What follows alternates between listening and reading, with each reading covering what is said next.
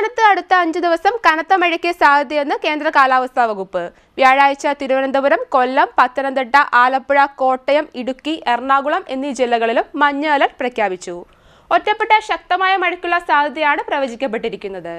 സംസ്ഥാനത്ത് വരുന്ന 5 ദിവസം കനത്ത മഴയ്ക്ക് സാധ്യതയുണ്ടെന്നാണ് കേന്ദ്ര കാലാവസ്ഥാ വകുപ്പ് മുന്നറിയിപ്പ് നൽകുന്നത്.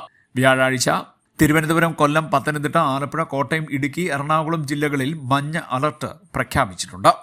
24 മണിക്കൂറിൽ 64.5 മില്ലിമീറ്റർ മുതൽ 115.5 മില്ലിമീറ്റർ വരെ മഴ ലഭിക്കുന്ന സാഹചര്യത്തെയാണ് ശക്തമായ മഴ എന്നതുകൊണ്ട് അർത്ഥമാക്കുന്നത്.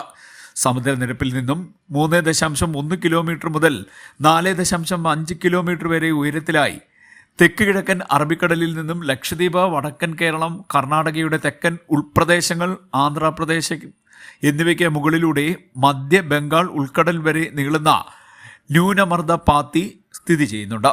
ഇതിനാലാണ് മഴ ശക്തമാക്കാൻ സാധ്യതയുള്ളത്. അതേസമയം കാലവർഷം കേരളത്തിൽ ഈ മാസം 26 എത്താനാണ് സാധ്യത. CDNet news, Kayamkulam.